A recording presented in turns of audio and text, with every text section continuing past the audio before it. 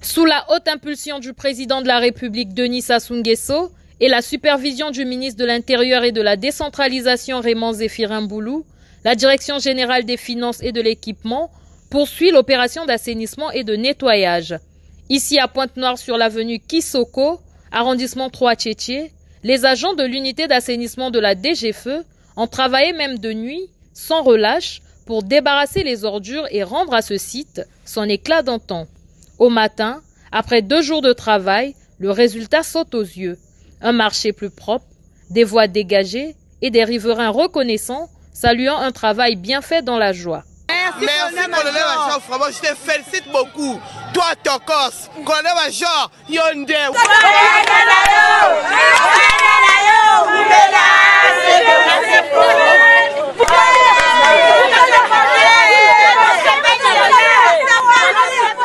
Nous voulons dire merci, premièrement au président de la République et au colonel-major Innocent Peya de ce travail abattu.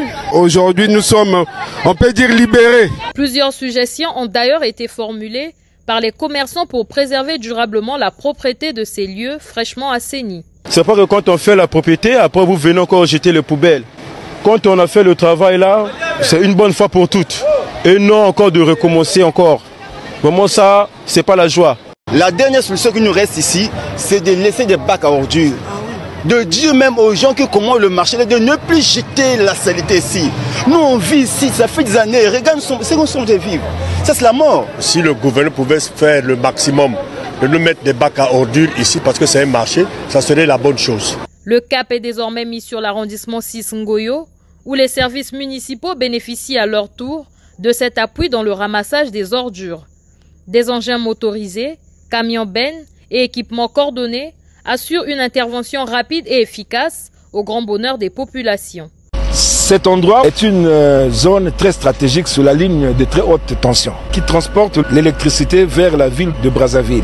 Nous avons lancé des demandes pour essayer de voir comment il fallait faire pour nettoyer parce que la population commençait à brûler les déchets qui se trouvaient sous ces pylônes. Et si ces pylônes avaient pris feu, certainement Brazzaville allait avoir un coup. Et il a fallu que nous puissions venir sur le terrain nous-mêmes, féliciter la brigade d'assainissement chargée de la protection de l'environnement. L'administrateur maire de l'arrondissement 6 Ngoyo a établi un lien étroit entre cette opération et la dynamique mondiale de la COP30, insistant sur la nécessité de protéger l'environnement.